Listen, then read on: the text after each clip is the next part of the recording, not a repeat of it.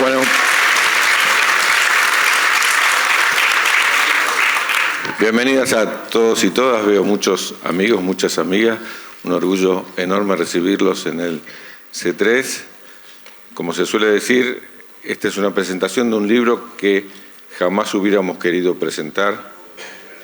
Es la presentación de un libro que tiene mucho que ver con lo que no queremos que vuelva a suceder nunca en la Argentina. Nos parece realmente un gesto enorme que hayan elegido el Polo Científico-Tecnológico para presentarlo. Este polo que estamos hoy disfrutando es una idea de Néstor y fue una creación de Cristina.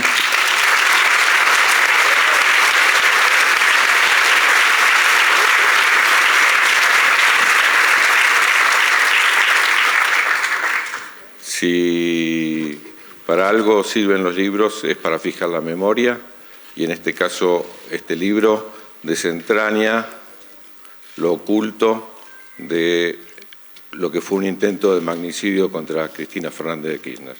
Simplemente queremos decir que nuestro compromiso, nuestro trabajo permanente tiene que ver no solo con la vigencia de los derechos humanos.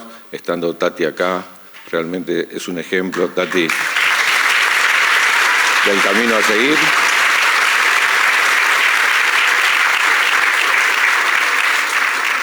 Irina, te felicitamos porque este tipo de obras es lo que permite que perdure en la memoria, que se discuta, se debate, se desentrañe qué está por detrás de toda esta trama oculta, que como todos sabemos, y no vamos a repetir, está basada fundamentalmente no en un loco que quiso tener un protagonismo enorme, sino en los discursos de odio.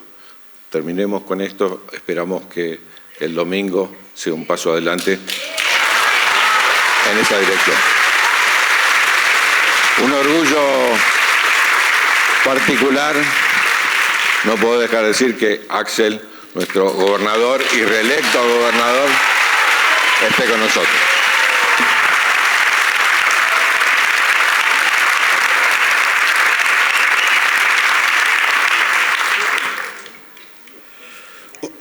Hola, sí se escucha. Muy buenas tardes a todos, a todas, bienvenidos, bienvenidas. Ah, Tati.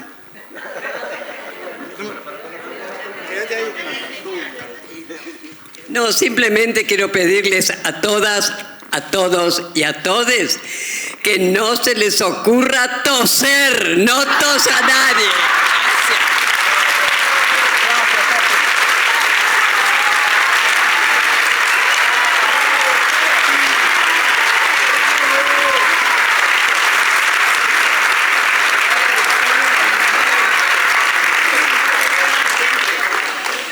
Después del show de Tati, completamente fuera de programa, agradecemos a la gente de este lugar maravilloso, agradecemos a la editorial Planeta, agradezco a Irina especialmente esta invitación. El 1 de septiembre del año 2022, la historia argentina pegó un viraje brusco, violento, al que sin embargo no podemos decir que haya sido sorpresivo.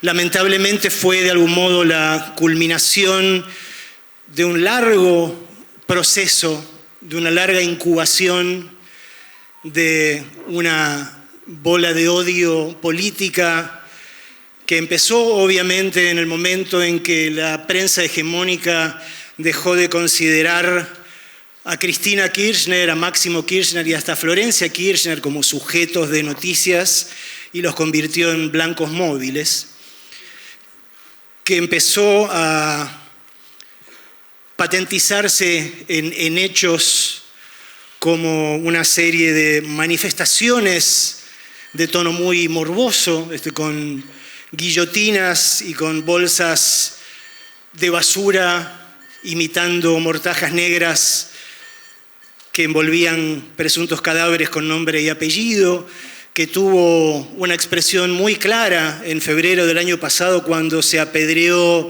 de forma muy clara, muy dirigida el despacho de Cristina en el Senado,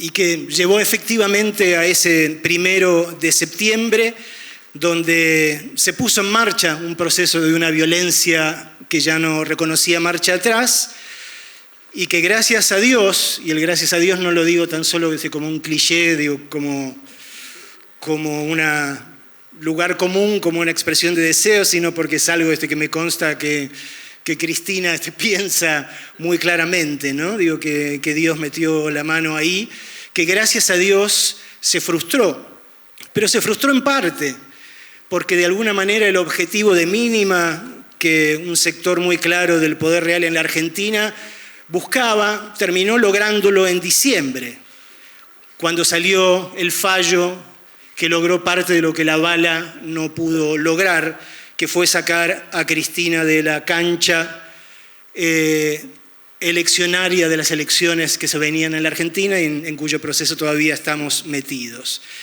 Y digo que fue un viraje brusco de la historia porque evidentemente cambió la historia. Un ejemplo muy, muy simple, digo, si no hubiese ocurrido tanto el intento de homicidio como el fallo que sí salió, quizás ese debate del cual estuvimos hablando hoy todo el día hubiese sido muy distinto. Quizás, por ejemplo, hubiese tenido protagonistas distintos. La historia de todo ese proceso que condujo al 1 de septiembre y de la investigación y del proceso de justicia posterior es lo que cuenta este libro maravilloso de la colega Irina Hauser con la colaboración del colega Ariel Sack, que son gente que hace periodismo de verdad en una línea, digamos, en una vena muy claramente neurálgica, a la que quizás no se le presta toda la atención que debería, porque en general cuando queremos saber por dónde transcurre la realidad argentina tendemos a pensar más en lo puramente político o en lo económico, y sin embargo, si no miramos constantemente ese hilo que nos dice qué es lo que hizo la justicia argentina, o en este caso muy particular, qué es lo que no hizo y lo que no está haciendo, no hay forma de entender profundamente lo que ocurrió y lo que se cuenta.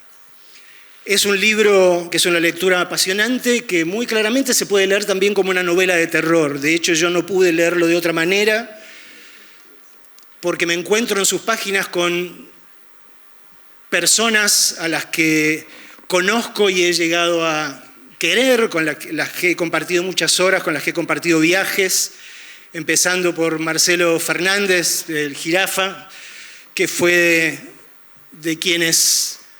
una de las personas que lo agarró ahí a Sabac Montiel inmediatamente en ese instante de desesperación y que ayudó a detenerlo.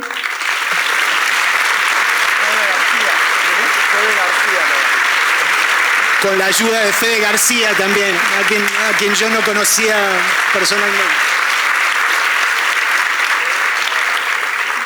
Fede, yo no te conocía de vista. O Diego Bermúdez o Mariano Cabral, los secretarios de Cristina, o Máximo mismo, con quien compartí un momento de esta historia que después saldrá a colación, o Axel, obviamente, que también estuvo cerca de esa circunstancia de una manera muy perturbadora, sobre la cual también seguramente vamos a volver, y por supuesto la misma Cristina, ¿no? Todos ellos para mí de alguna manera son como cuando uno ve una película de terror, son los personajes con los cuales uno se encariña y se da cuenta al mismo tiempo que son aquellos contra los cuales el monstruo va a intentar hacer algo terrible, ¿no? Es una lectura apasionante, como les digo, y tiene un punto en común con algunos de los clásicos más grandes de lo que sería la investigación periodística o el non-fiction acá en este país, como pienso en Operación Masacre, en el sentido de que, aunque nos gustaría que fuese diferente, más allá de que nos gustaría, como decía Daniel, que nunca hubiese existido, ¿no? Digo, el libro, no habiendo otro remedio que contar esa historia, nos gustaría que terminase en un luminoso día de justicia que lamentablemente no ha llegado y solo Dios sabe si va a llegar, ¿no? Y me parece que es muy importante este libro en esta circunstancia porque nos ayuda a darnos cuenta hasta qué punto lo que está narrando no es un hecho fijado en el pasado, no es algo que ocurrió tan solo en septiembre de 2022, sino que está todavía en marcha, que está todavía funcionando. Dos ejemplos del día de hoy, sin ir más lejos, para que veamos de qué manera este proceso sigue actuante en la actualidad argentina, en la realidad argentina. Hoy, Leonardo Sosa, uno de los fundadores de Revolución Federal, salió por las redes a pedirle directamente a Macri que diese un golpe de mercado a partir de la idea de que es lo único, de que el hecho de que el dólar se desboque es lo único que va a poder impedir el triunfo de Sergio Tomás Massa. Y no solo eso, la diputada electa Lilia Lemoine, a quien Horacio Berbisky le gusta decir Lemoine, para dotarla de una elegancia que no se merece, retuiteó también, sacó en las redes el mensaje de un tipo llamado Carlos Pampillón, procesado junto con otros neonazis en la ciudad de Mar del Plata, que llama directamente a las Fuerzas Armadas actuantes a levantarse contra el gobierno democrático y constitucional. Ese proceso que tanto Irina como Ariel recorren de cómo fue generándose ese huevo de serpiente de violencia, ese proceso antidemocrático de claro corte violento, sigue actuando en la actualidad argentina, en la realidad argentina. Y la prueba más grande está en el título del libro. Muerta o presa, toma algo que la misma Cristina dijo, describiendo lo que ella tenía claro que había sido el objetivo o los objetivos que habían movido a parte de esta gente siniestra a hacer lo que hizo. Y gracias a Dios también, nuevamente lo traigo a colación, está claro que no han conseguido ninguno de los dos, porque no está ni muerta ni presa, pero eso no significa que no sigan intentándolo. Por eso está en manos del pueblo argentino lograr que esto no se convierta nunca en una realidad, y el libro de Irina con la colaboración de Ariel es un aporte absolutamente fundamental para la historia contemporánea argentina. Les cedo la palabra a Irina y a Ariel. Un aplauso para ellos, por favor.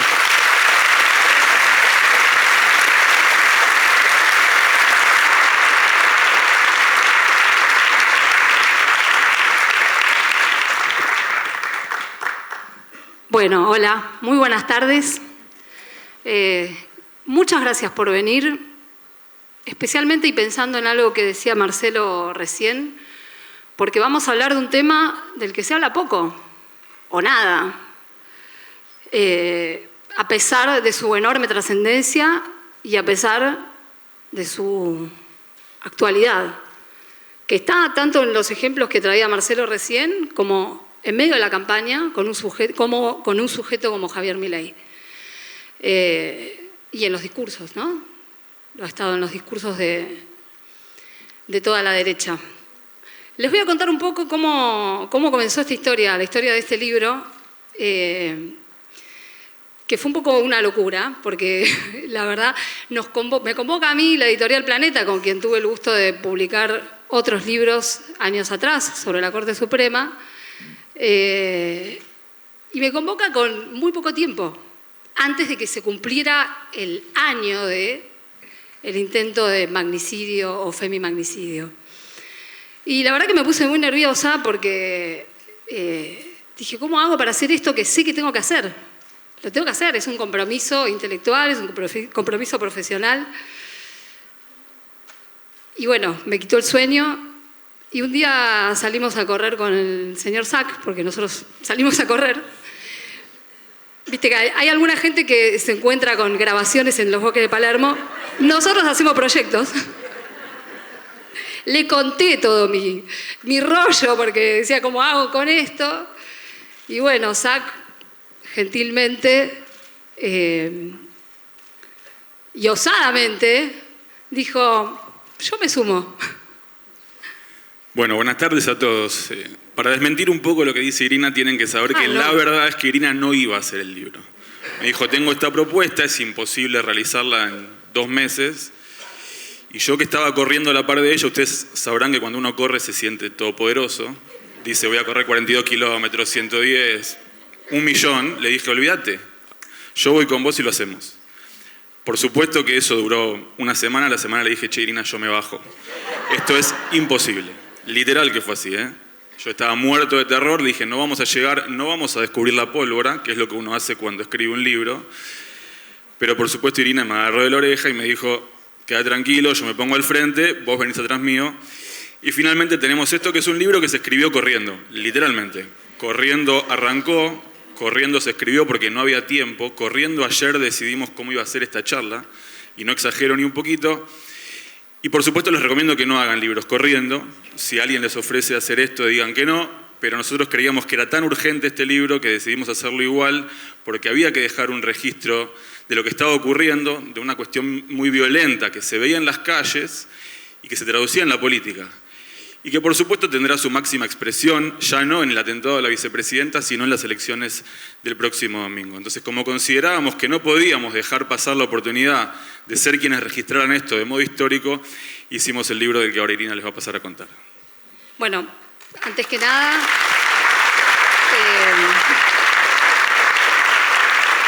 bueno, le tenemos que agradecer a la editorial Planeta porque la verdad que nos ayudaron a construir un equipo que nos hizo vivir una experiencia de la que por lo menos yo estoy muy orgullosa. Sumamos a la colega Emilia Delfino, que consideramos una gran investigadora, a quien respetamos un montón. Yo realmente la llamé pensando que me iba a decir, no, estás loca. No, y se prendió y trabajamos bárbaro. Y se sumó además Franco Matielo, que es un joven abogado. De hecho, se recibió mientras estaba haciendo el trabajo con nosotros. Hizo un laburo fundamental, que fue leer los 2 expedientes sobre este tema. El expediente sobre el atentado y el expediente sobre la organización violenta Revolución Federal. Hizo un trabajo minucioso que nosotros hacíamos parcialmente, pero él entraba en los detalles, entonces era la manera que nosotros teníamos de poder, bueno, decir, bueno, vamos a entrar por acá, vamos a entrar por allá, pero bueno, indispensable Franco Matielo en este laburo, que también debe andar por ahí. Y estuvimos, la verdad, que rodeados de jóvenes abogados y abogadas, porque también les vamos a agradecer a Juana Bogiano y a Camila Aluero, que desinteresadamente también colaboraron con nosotros. Bueno, además está decir que estoy muy agradecida con Axel Kicillof por venir. No importa, lo que vas a hacer va a estar todo bien. Y bueno, y a Daniel Filmus también. Y como decías, Daniel, para nosotros además tiene un significado especial poder presentar este libro acá, en este lugar, en la Casa de la Ciencia y de la Investigación, que tanto debemos cuidar frente a la amenaza, ¿no? Así que, bueno, dicho esto, una de las cuestiones que nos planteábamos con Ariel, primero era una pregunta que también nos inhibía bastante, era ¿cómo vamos a hacer para descubrir algo en 2 meses? O sea, que es algo que como periodistas nos queríamos proponer, ¿no? Encontrar algo distinto, algo, bueno, un dato, un algo. Y la verdad es que empezamos a hacer el recorrido de lo que había pasado. Nos empezamos a relajar un poco porque nos dimos cuenta que había una historia entera que no se había contado, que la película completa no se había contado. Y bueno, a medida que empezamos a avanzar, la primera pregunta fundamental que nos hacemos es ¿de dónde salió Fernando Sabac Montiel? ¿Quién es este sujeto que quiso matar a Cristina? ¿Es un loco suelto? ¿Es un border? ¿Alguien lo mandó? Les voy a leer un pedacito del primer capítulo que habla algo de esto. Debajo de un gazebo blanco, montado frente a una entrada alternativa del edificio donde vive las 2 veces presidenta argentina, Cristina Fernández de Kirchner, hay un hombre parado en un costado. Está esposado, con los brazos hacia atrás. Tiene el pelo castaño oscuro, barba rala, lleva puesto un jean roto, campera de cuero y gorro negro de lana. Se nota que es joven. La policía lo dejó ahí adentro para evitar el asedio de las cámaras de televisión y para que nadie se le acerque. Con un pie sigue el ritmo del cántico que afuera corea en un loop la multitud detrás del vallado. Si la tocan a Cristina, qué quilombo se va a armar.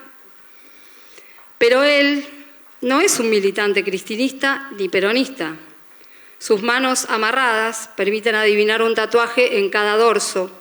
Son símbolos nazis. En la derecha tiene dibujado un martillo de Thor. En la izquierda, una cruz de hierro. Esa mano fue la que utilizó para empuñar el arma que puso a pocos centímetros de la cara de Cristina, ahora vicepresidenta y principal líder popular del país. Gatilló una vez, pero la bala no salió. Alguien vio que intentó corregir su maniobra, accionar la corredera, pero no lo logró. Se llama Fernando Andrés Sabac Montiel. El acta de su detención revela que tiene 35 años. Nació en Brasil y vive en Argentina desde los 3. Se presenta como remisero y vendedor de copos de azúcar. De ahora en más será el hombre que intentó matar a Cristina. Dios no quiso que muriera, dijo en un examen psíquico sin arrepentimiento. Bueno, parece que Sabac Montiel también vio la mano de Dios acá. No está arrepentido y sabe perfectamente lo que hizo. Está preso en la cárcel de Seiza, está aislado, no habla con prácticamente nadie, a duras penas recibe a su defensa. Casi que no tiene ropa, mira la televisión.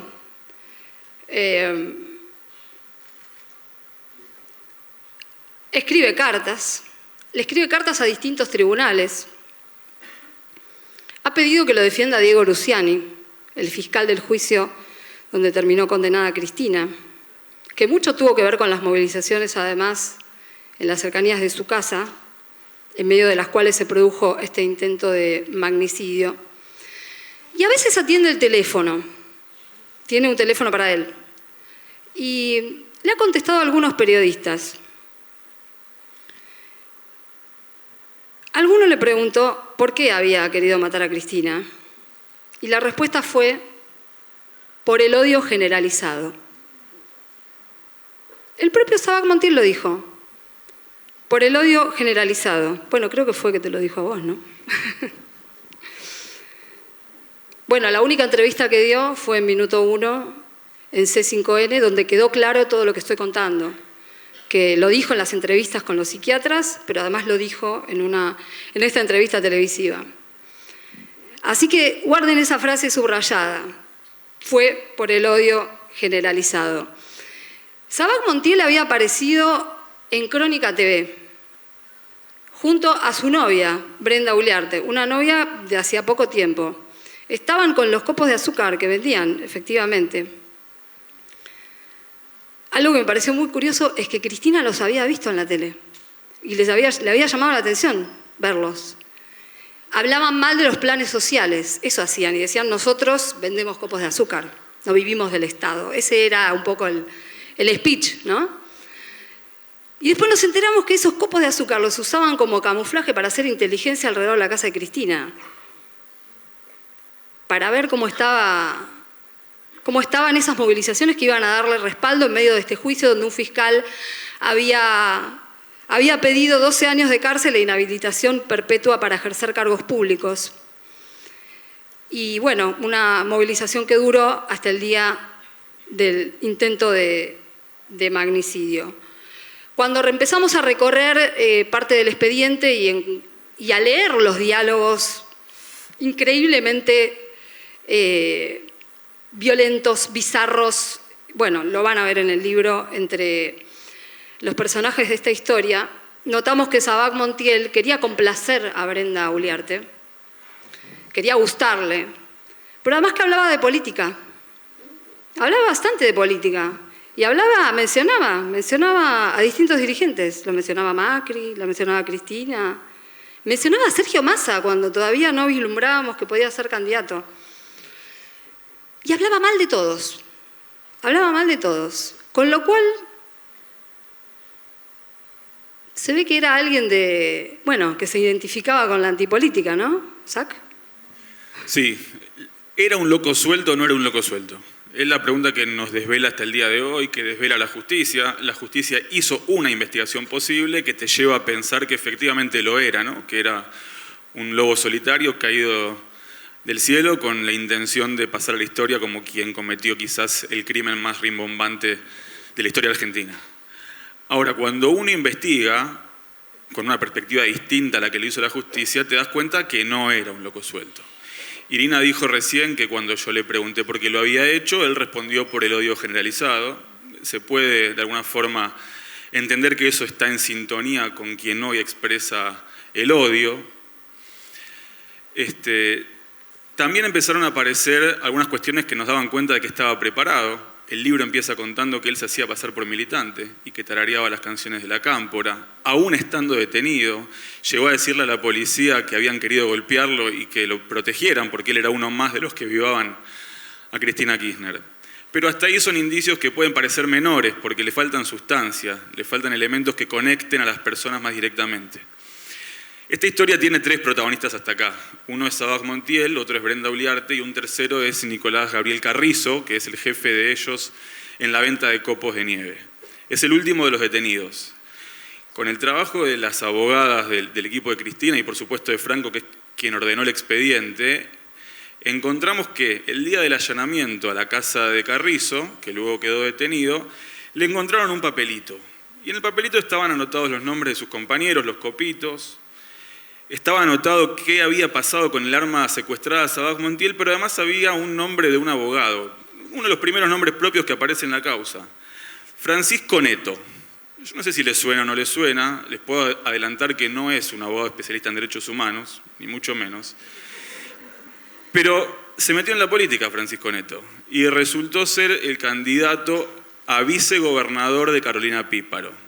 Casualidad. No le vamos a achacar a él el intento de homicidio de la vicepresidenta, pero empiezan a aparecer elementos sustanciosos en el expediente que nos dan cuenta de que hay que mirar un poco más allá, que no hay que buscar solamente quién puso la pistola y gatilló, sino que hay que empezar a ver conexiones, porque hay veces que, aunque no esté dada la orden, está dado el empujón. Bueno, volviendo al clima de odio generalizado que el propio Sabac Montiel en el que se apoya, ¿no? Porque de alguna manera es la explicación que da.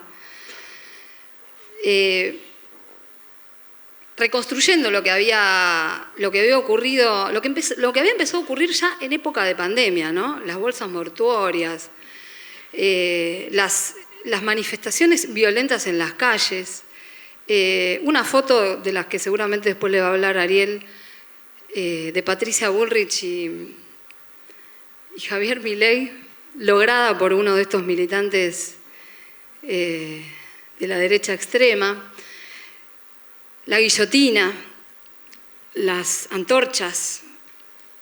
Bueno, a eso súmenle los discursos de los propios dirigentes políticos y las dirigentes, ¿no?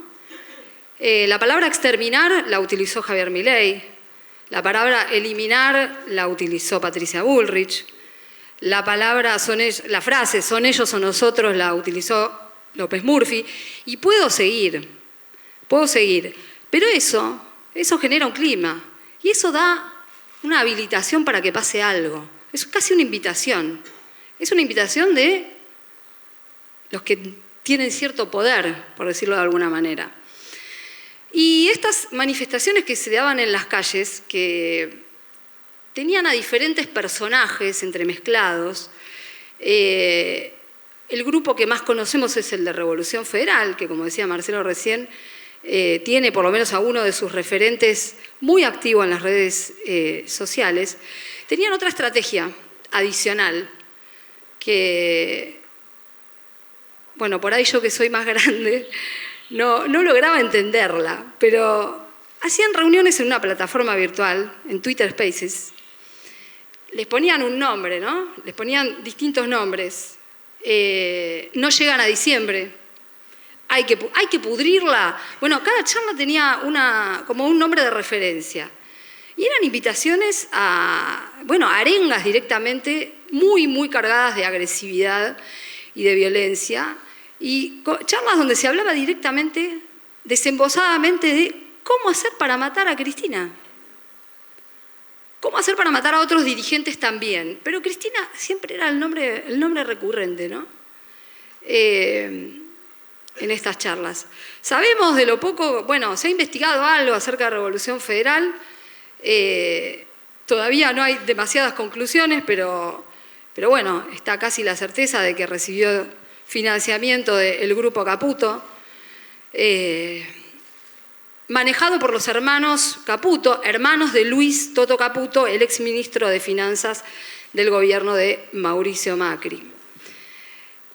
Y bueno, y en estas conversaciones, en esa plataforma, otro de los referentes, Jonathan Morel, el dueño de la carpintería que recibía la plata, la carpintería que había puesto unos meses antes estudiando carpintería por YouTube,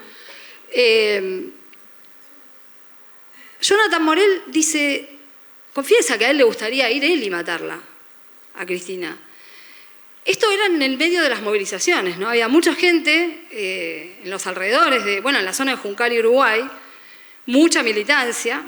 Ellos en los primeros días habían ido a provocar, y también por eso la militancia fue a neutralizar esa situación y verdaderamente a dar un respaldo contundente, ¿no? Y él dice, pero yo no me puedo meter entre la multitud, hay que meterse entre la multitud, pero yo no lo puedo hacer porque a mí, esto es literal lo que dice, los nenes de la cámpora me conocen. Lo sorprendente de todo esto es que esa estrategia que compartía Morel con los que lo estaban escuchando es exactamente lo que aplicó Sabac Montiel. Se metió entre la multitud, se hizo pasar por militante, si hacía falta cantaba, porque también, otra de las cosas que decía Morel, si hace falta me pongo a cantar la marcha peronista. Y bueno, fue exactamente la metodología que utilizó.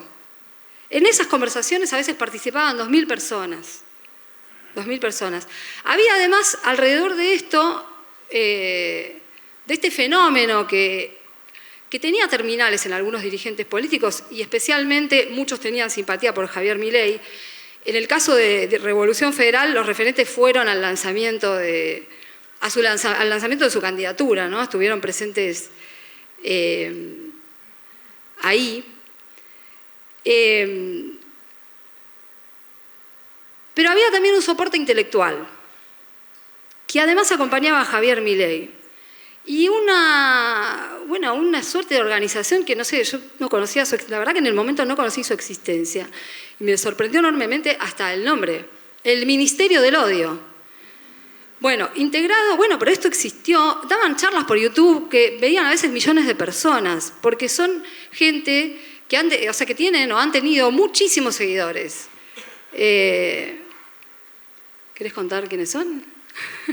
Son un grupo de youtubers o influencers del mal, ¿no? Del odio. No del mal porque yo pueda decir qué es lo bueno y lo malo, sino porque si sos un influencer del odio no te cabe otro tipo de adjetivo, ¿no? Tienen uno que es La Estrella, que se hace llamar Emanuel Danán, que tiene 1 millón de suscriptores en YouTube. Imagínense ustedes la potencia de un canal de YouTube con 1 millón de suscriptores. Que en una de sus tantas exposiciones no hizo más que decir que le daría un premio a Brenda Uliarte, todavía se la conocía como Ámbar, porque estaba diciendo en televisión que los planeros eran, una manga de sinvergüenzas y hablaba en contra de los planes sociales. Ariel, sí. Horacio Orbisky decía el domingo que Danán es la pareja actual de Lidia Lemoine. Mira, todo tiene que ver con todo. Este joven Danan, no tan joven en realidad, es de alguna forma un soporte intelectual, entre comillas lo intelectual, de la estructura de Javier Milei. Milei crece primero apoyado en estos youtubers, a los que después obviamente deja de lado para darle lugar a Carlos Kikuchi y a su hermana, a quienes finalmente por supuesto también va a dejar de lado porque está Mauricio Macri, como decía el gato silvestre que se tuvo que ir. Siempre estuvo claro que Milei era Macri.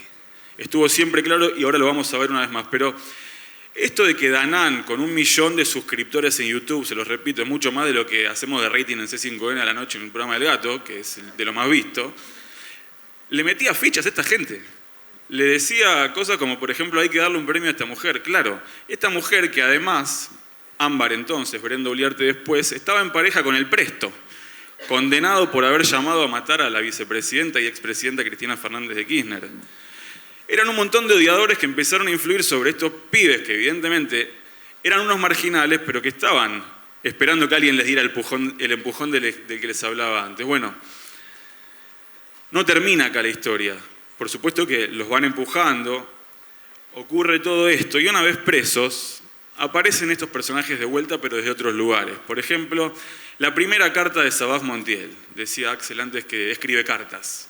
Bueno, la primera carta, Sabaj Montiel pide que una persona sea la encargada de designarle los abogados. Esa persona se llama Hernán Carroll. Por supuesto, para todos nosotros, y aquí un mea culpa, un tremendo desconocido hasta ese entonces, un ignoto, pero que tenía vida pública y nosotros no estábamos viendo. Había estado en una agrupación que se llamaba Gimnasios Unidos, que hacía marchas contra la cuarentena, por supuesto con algún criterio, ¿no? Tenía gimnasios, su situación económica estaba bastante complicada en momentos en los que estábamos todos aislados, pero claro, pasó rápidamente de Gimnasios Unidos a ser la nueva centroderecha. Y de la nueva centroderecha pasó a ser nada más y nada menos que la persona que aparece con una remera que dice seguridad, garantizando el abrazo de quienes hoy están juntos y son nada más que Javier Milei y Patricia Bullrich. Toda la historia te lleva al mismo lugar. Y yo lo repito por si hay medios cubriendo, no le estoy diciendo a Patricia Bullrich que mandó a matar a la vicepresidenta ni tampoco a Javier Milei. Pero vaya que ayudaron. Estaban diciendo a ver quién se anima. Básicamente era la pregunta que estaba en el aire. Y finalmente fue Sabaj Montiel quien se animó, por supuesto y gracias a Dios, o por su propia incapacidad, porque los que conocen más del tema dicen no supo accionar el arma, acompañó la corredera hacia atrás y luego hacia adelante sin dejar que haga el efecto mecánico de hacer subir la bala. Bueno, la bala nunca salió. Bueno, y tenemos una causa judicial, si se la puede llamar de esa manera, ¿no? Dos, en realidad. Como les decía al comienzo, hay una causa donde se investiga el intento de magnicidio y otra donde se investiga a la organización Revolución Federal, que no tramitan juntas porque la jueza a cargo de la causa del atentado no quiso, y porque la Cámara Federal tampoco quiso. Pero con el tiempo fuimos viendo cada vez más conexiones, ¿no? entre el hecho y los personajes de Revolución Federal, o sea, y los copitos, no me gusta llamarlo copitos, pero los vendedores de copos de azúcar. Inevitablemente, cuando nos pusimos a armar el libro, había algo que quedaba servido, que era contar lo que la causa no contaba. Incluso cosas que estaban en la causa y que no se conocían, que no se mostraban, ¿no?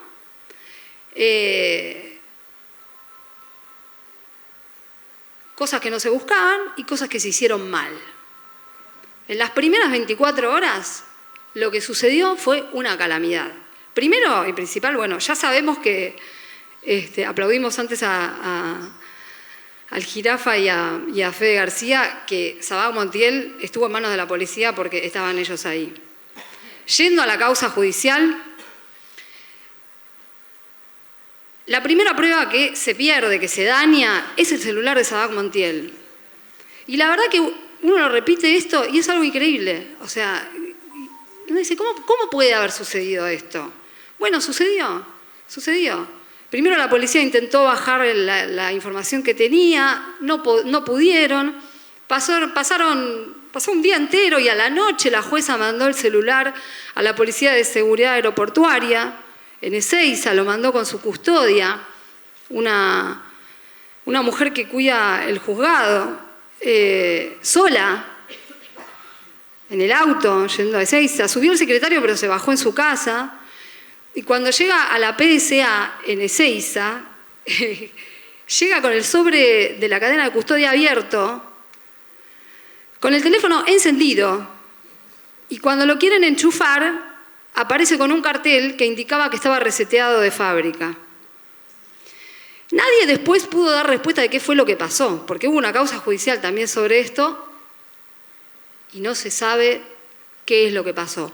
Lo cierto es que no se cuenta con esa prueba. Se pudieron extraer cosas de la tarjeta SIM y de la tarjeta de memoria, que no fueron menores porque había fotos de Brenda Uliarte con el arma, fotos de Sabac Montiel con el arma, pero las comunicaciones, las charlas de Sabac Montiel que estaban ahí, bueno, se las tragó la tierra. Solo se podría llegar a resolver con una medida que se hace por exhorto de Estados Unidos, que nunca se resolvió. El tema de los celulares en esta causa parece un drama aparte, ¿no? Parece una joda, para decirlo con todas las letras. ¿Por qué? Porque además cuando vemos esto, lo vemos primero con el de Sabac Montiel y después lo vemos con la famosa pista Milman. La pista que se inicia el 23 de septiembre del año pasado, cuando un testigo va y declara en el juzgado que lo había escuchado al diputado Gerardo Milman, recordemos que era jefe de campaña de Patricia Bullrich y que fue su número 2 en el Ministerio de Seguridad, lo escuchó decir: cuando la maten, yo estoy camino a la costa. Más allá de la frase, había algo anterior que no estaba en la causa y que era sumamente importante, que eran los proyectos que había presentado Milman. Había un proyecto que había presentado Milman prácticamente adelantando que iba a haber un atentado contra Cristina. Él decía que iba a ser un autoatentado, ¿no? No vaya a ser que un iluminado, decía, se le ocurra atentar contra la vicepresidenta que está siendo juzgada. Bueno, y eso es algo que nadie miró, judicialmente hablando, digo, ¿no? Porque algunos periodistas nos ocupamos de rescatar ese material y fueron 6 los proyectos que iban en esa línea. Pedía información sobre la custodia de Cristina. Bueno, las secretarias que estaban con Milman en ese momento, que lo escucharon en el bar Casablanca decir esa frase, fueron a declarar, mintieron porque dijeron que no habían estado ahí. Y la jueza Capuchetti, a pesar del pedido de la querella, no quiso secuestrarle los celulares, a pesar de la mentira.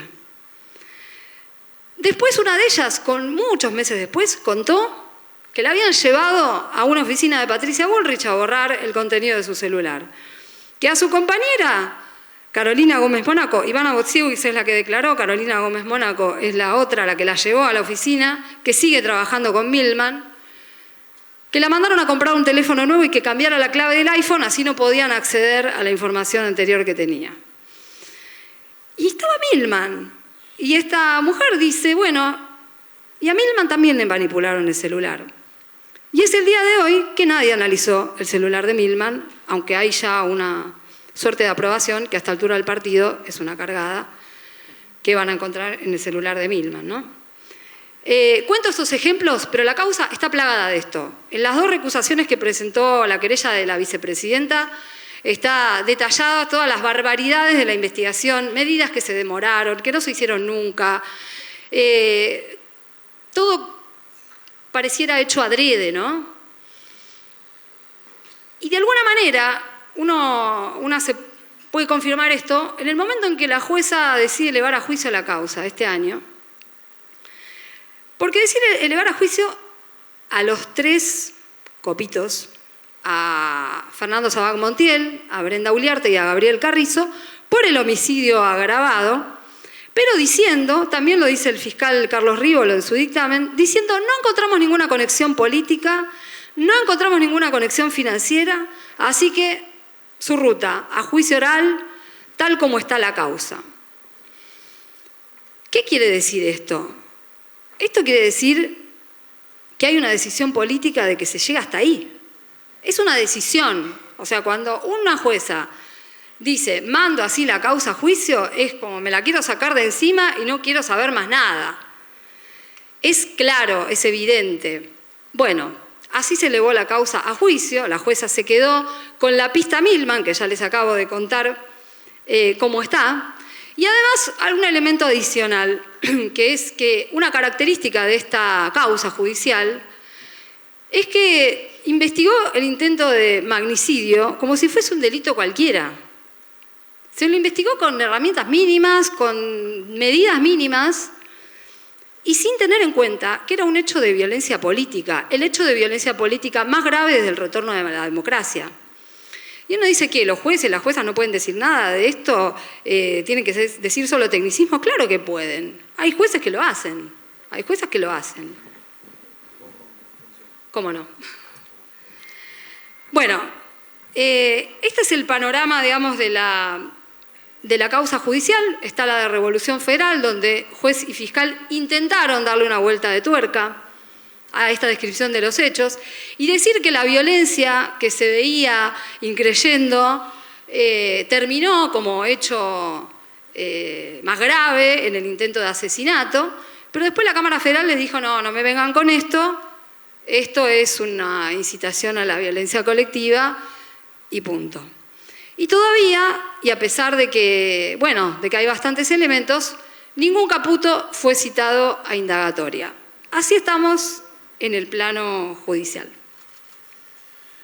Es cierto lo que dice en algún punto la justicia de que no está la orden de un político diciéndole a Sabac Montiel anda y ejecuta a la vicepresidenta. Pero les hemos contado hasta acá que hay un contexto de violencia, que está bastante manipulado por un sector de nuestra política, que incluye a dos grandes referentes como Patricia Bullrich y Javier Milei. Pero también hay cosas en los teléfonos celulares de esta gente que encontró nuestro equipo de trabajo y que a nosotros nos da una pauta de que hay cuanto menos un vuelco o una preferencia política por parte de los agresores. Y nos apena que esto no se conozca, porque realmente ningún medio se hizo eco de este hallazgo, que por supuesto Irina reflejó en página 12 y que lo cuenta el libro. Ustedes recordarán que cuando ocurrió el intento de magnicidio, en las primeras horas circuló una foto de un grupo de militantes de la Cámpora que tenía un circulito abajo rojo donde supuestamente se identificaba a Sabac Montiel, ¿no? Entonces empezó a decir que había sido un autoatentado. Habían pasado menos de 24 horas, el crimen fallido ya estaba resuelto. Y había periodistas, comunicadores, que le estaban dando entidades información y la estaban repartiendo por redes sociales. Bueno, por supuesto eso fue desmentido, no por nosotros, sino por la propia justicia, que determinó que esa persona no era Sabac Montiel, que no tenía ningún vínculo con la Cámpora y que no estaba plasmado así en el expediente. Pero sí encontramos una foto de Sabac Montiel con un político. Un pibe que se la pasa diciendo que odia a la política, que odia a los políticos, que quiere matar a Cristina, que incluso habla de agredirlo a Macri, que pregunta cómo hacer para pasar a valores a un dirigente político. Hay uno con el que se sacó una foto. Hay un dirigente político al que no le tiene tanta aversión, no le disgusta tanto. Y es Milei. Y no lo vieron en ningún lado. Y no salió en ningún diario, pero en el teléfono de Sabac Montiel hay una foto con Milei. Ariel, sí. Vos decías la agrupación de Carroll que se llama Nuevo Centro Derecha, se llama. Sí. ¿No? Una de las personas con las que tenían vínculo era una mujer que se llama Victoria Villarruel, ¿no? También, por supuesto. Esta construcción aparece a lo largo de todo el libro. Por supuesto que se relacionan con todo lo que vaya del centro, o mejor dicho, de la derecha hacia la extrema derecha, como suele decir nuestro compañero El Gato, la derecha y la extrema derecha. Se vinculan con todos, pero vuelvo. Hay una foto en el teléfono de Sabac Montiel y es con Milei. Otra vez lo repito, esto no quiere decir que Milei le dijo al oído andá y matá a la Cristina, pero quiere decir que este pibe que decía que la política le disgustaba por completo y que odiaba a los políticos y eran todo la misma mierda, bueno, no era así, nos estaba mintiendo. Había alguien con quien se identificaba. Y la foto está ahí y Milei está con los dos dedos para arriba y mirando con la cara como hace cuando simula ser uno de los de la naranja mecánica, que achica un ojo. Y al lado está Sabá Montiel sonriente, campante, contento. Entonces, bueno, es hora de que empecemos a ver la película completa. Y que sepamos que si nosotros no nos damos cuenta de las cosas que pasan, si no nos damos cuenta del nivel de violencia que hay en la sociedad, estas cosas se van a volver a repetir. A esto hay que combatirlo, por supuesto con amor y con alegría, siempre. Pero no podemos dejar pasar estas cosas y es por eso que decidimos dejar el registro en este libro.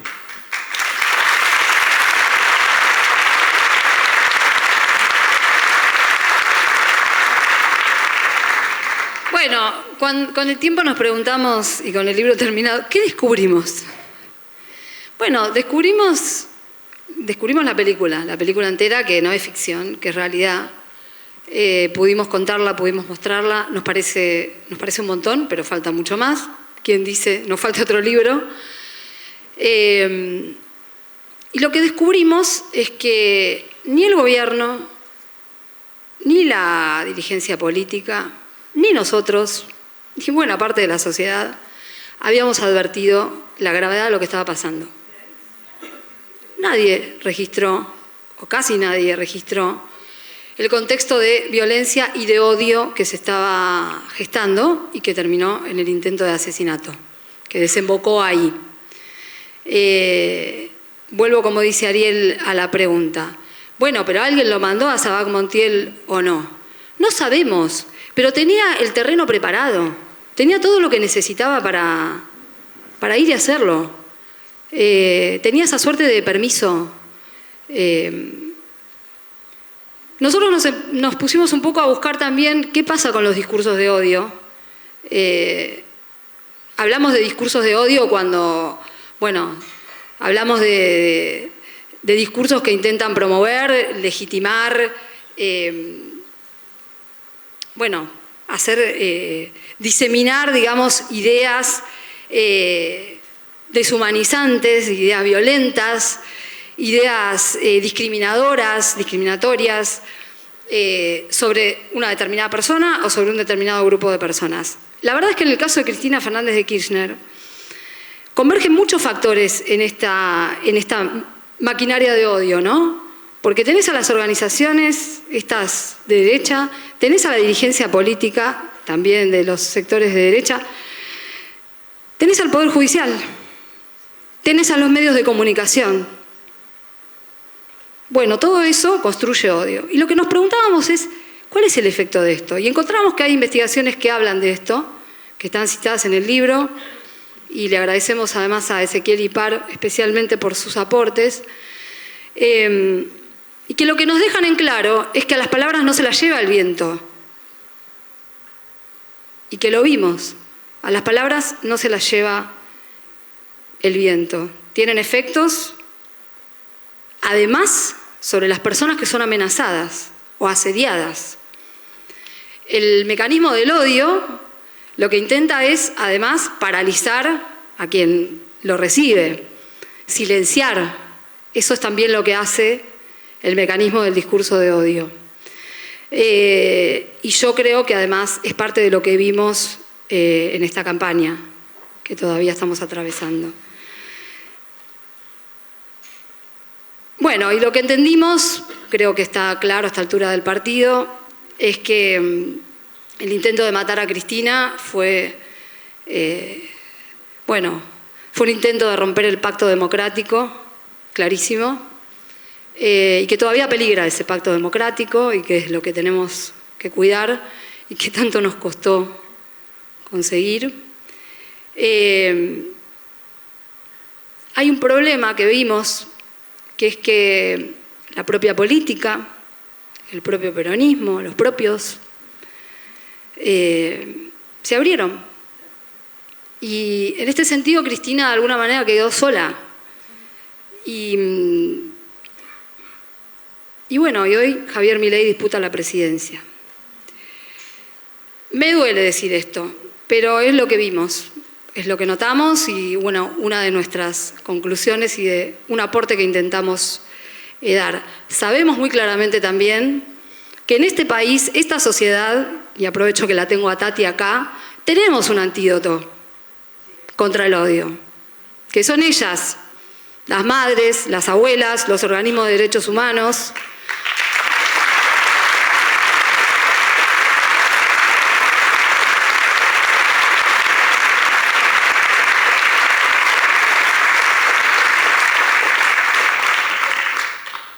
justo cuando estaba terminando de escribir el libro, encontraban al nieto 133, a Santucho, y la verdad que...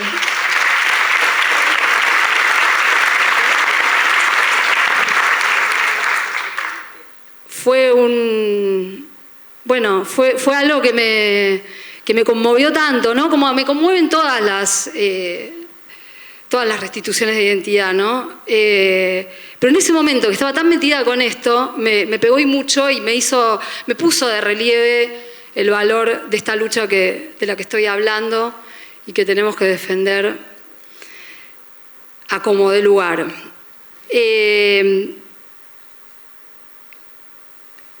En esta cuestión de que advertimos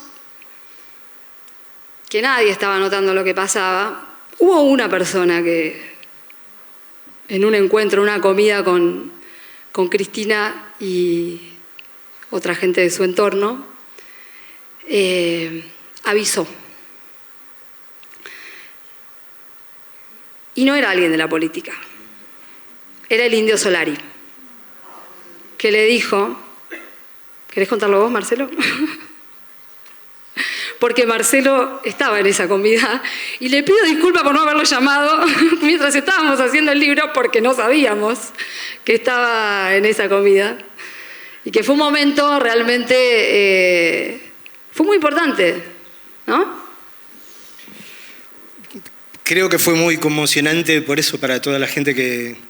Imagino que primero para Cristina y para toda la gente que la rodeaba, ¿no? Digo, porque le dijo eso, cuídenla porque alguien va a intentar hacerle daño. Y tuvo razón, lamentablemente, como tantas otras veces. Bueno, les vuelvo a agradecer por estar acá, hablando de esto tan difícil y tan actual y tan ninguneado. Y bueno, y llega el momento de escuchar a Axel Kicillof.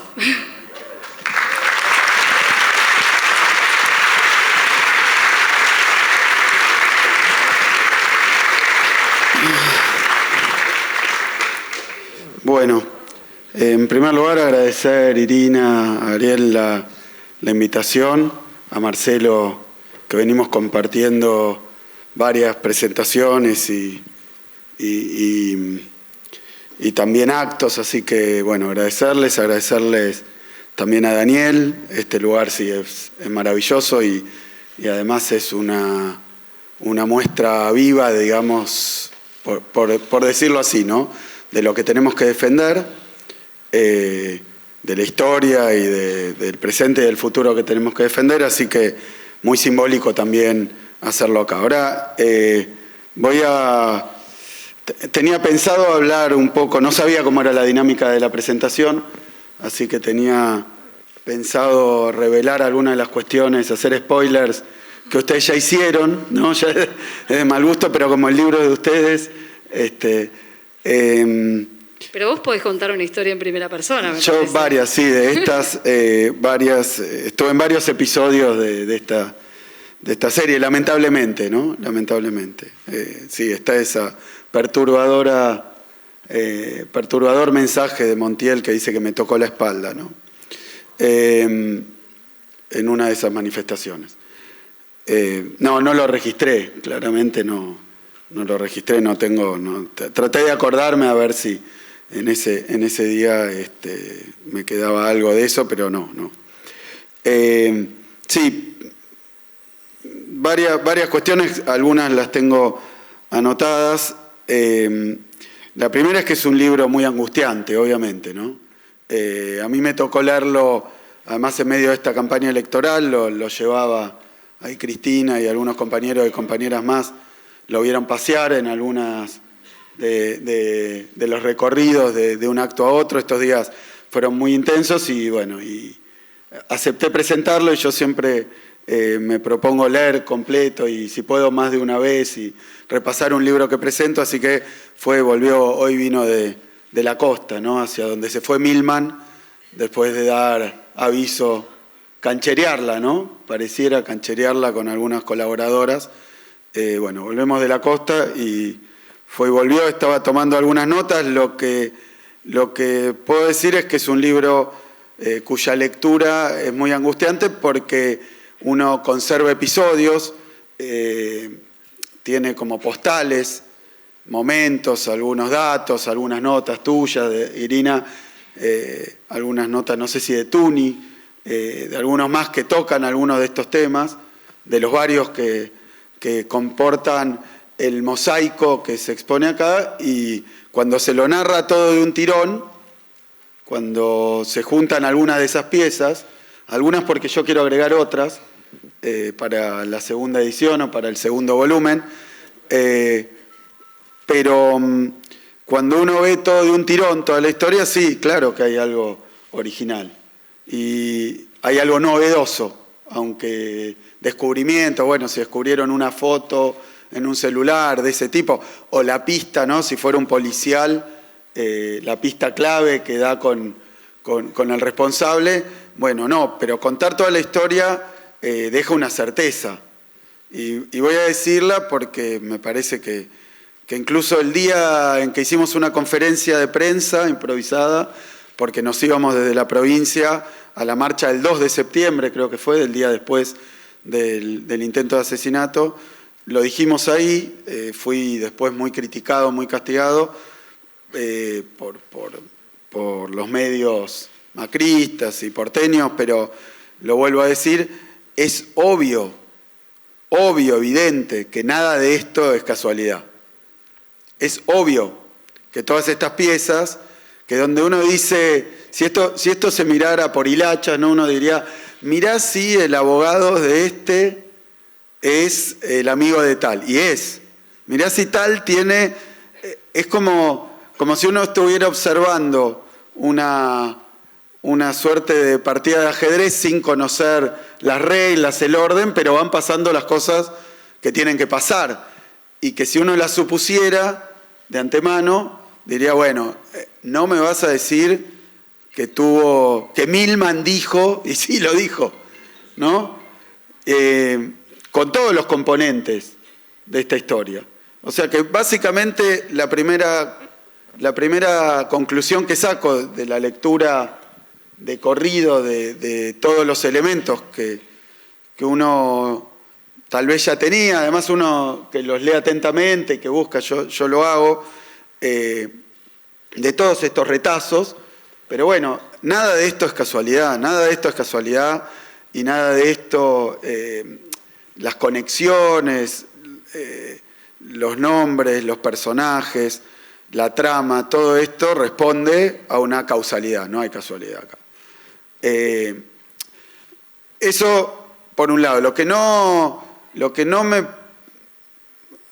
pese a la tentación, no quiero decir que, bueno, que esa causalidad es exactamente la que todos observamos, porque obviamente son temas muy delicados. Es un intento de asesinato, un asesinato consumado hasta su último paso, solo que milagrosamente no salió la bala.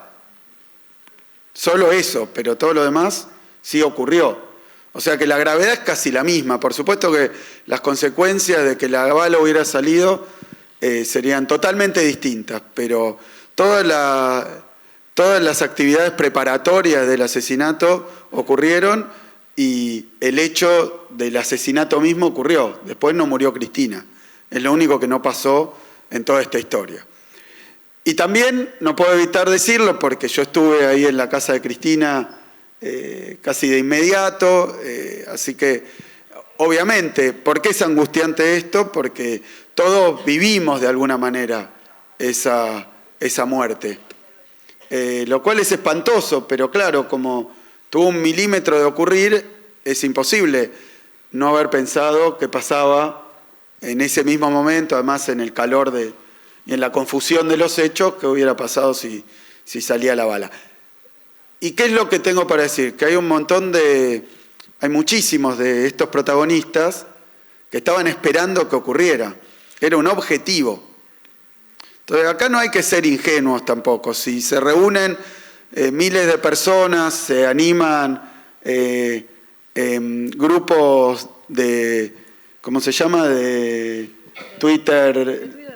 Twitter Space, bueno, conferencias donde se analiza cómo, cuándo, de qué manera y la necesidad de matar a Cristina, ¿no?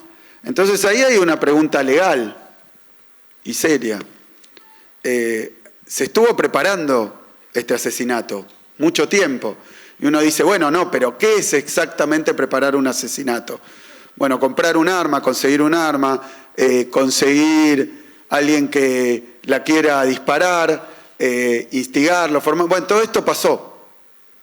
Este crimen se preparó. Y parte de esa preparación fue a plena luz del día. Entonces yo digo al revés, porque todos tenemos mucho cuidado y delicadeza al usar las palabras, porque obviamente es de una enorme gravedad. Pero este es un crimen buscado, preparado, esperado por determinadas personas que lo han hecho de manera descubierta. ¿Tiene consecuencias legales eso o ninguna? Decir, ¿qué ocurriría? Y ese típico contrafáctico vinculado a la idea de la doble vara. ¿Qué ocurriría si todas estas acciones hubieran tenido como objetivo matar a algún dirigente político de la derecha argentina y todos los implicados?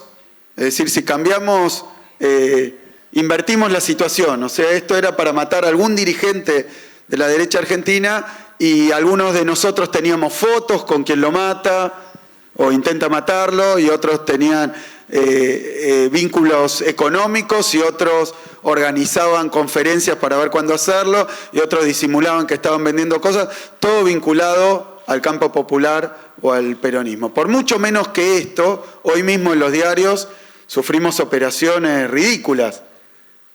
Entonces, esa doble vara, ese doble estándar, creo que hay que terminarlo. Creo que si un montón de personas se juntaban para ver cómo matar a Cristina, o cómo matar a Máximo, cómo atentar contra, cómo ir y destruir o tirar antorchas, todos delitos, si está preparando un delito de esta manera tan alevosa, y bueno, creo que tiene que haber consecuencias, sobre todos ellos. Después voy a volver a esta cuestión, pero empiezo por acá. Uno lee este libro y dice, bueno, acá hay un montón, muchísimos actos preparatorios de un asesinato que después no se da por una cuestión absolutamente casual. Después contó Cristina, a mí me lo había dicho, creo que lo dijo públicamente, que en el marco de la causa dispararon 300 veces esa pistola y las 300 veces salió la bala. O sea que la única vez que no salió fue esa, el único milagro que hubo fue ese. Todo lo demás era un asesinato hecho y derecho de la líder más importante del campo popular en Argentina. Y bueno, ¿eso queda impune? Reunirse, charlar, ver cómo hacerlo, cuándo conviene, todo eso queda impune. Claramente no debería. Entonces, en esto que vos decís de no cobrar dimensión y además no actuar en consecuencia, yo creo que acá hay un impedimento que es la justicia, o una parte de la justicia. No puede ser, las cosas que se cuentan en el libro, que todos conocíamos, pero que puestas en secuencia, en seguidilla y en orden, configuran una verdadera aberración, un escándalo, porque está la preparación a plena luz del día por un montón de grupos, financiamiento, vínculos, está todo, abogados que se cruzan, está todo, y después directamente el intento, solo que no sale la bala. Pero después está el accionar de la justicia, o el no accionar de la justicia. Esta es una investigación, una causa cuyo objetivo es que no se descubra nada. Y solamente no se encubre lo imposible de encubrir. Y no se encubre por las dos personas que están ahí, ¿no? Porque si este muchacho hubiera conseguido escabullirse, escapar y tirar el arma, no habría nadie, pero nadie castigado por esto. Intentar matar a la vicepresidenta de la Nación de todas las formas posibles, por grupos inmensos, casi públicos. Proponerse, ¿cómo hacemos para matar a tal persona? Juntarse sistemáticamente, hacer los actos y generar las situaciones previas y necesarias para que eso pueda ocurrir, en las condiciones en que habían dicho que tenía que ocurrir, y bueno, no puede no ser un delito. Y no puede no ser castigado. Toda esta gente tiene que estar presa. Toda. Y me parece que si no lo hacemos, bueno, ahí sí tenemos un gran problema. Pero ¿qué límite hay? Que uno lo pide, lo dice, y después dicen, bueno, armen el quilombo. ¿Cuál sería el quilombo acá que hay que armar? Y que la justicia actúe, pero no quiere actuar. Deliberadamente, obstinadamente, sistemáticamente, no actúa. No haberle dado conexidad a las dos causas, a la de los copitos, a la banda de los copitos y a Revolución Federal, es absolutamente inexplicable, porque además tenían contactos, se conocían, habían participado, tienen fotos juntos. ¿Por qué no? No tiene ninguna explicación. Solo encubrir. O sea que esa parte, esa jueza, Capuchetti, quienes investigan ahí, están encubriendo.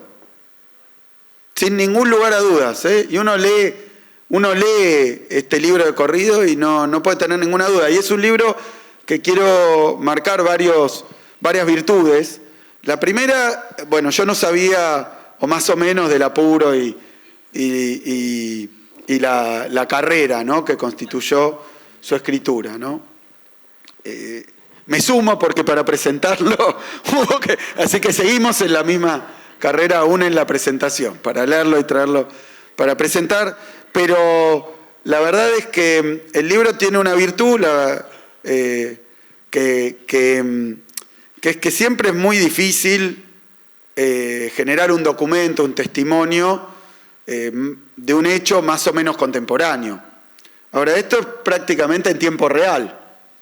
Es más, es un trabajo en proceso porque hay instancias que todavía faltan, ¿no?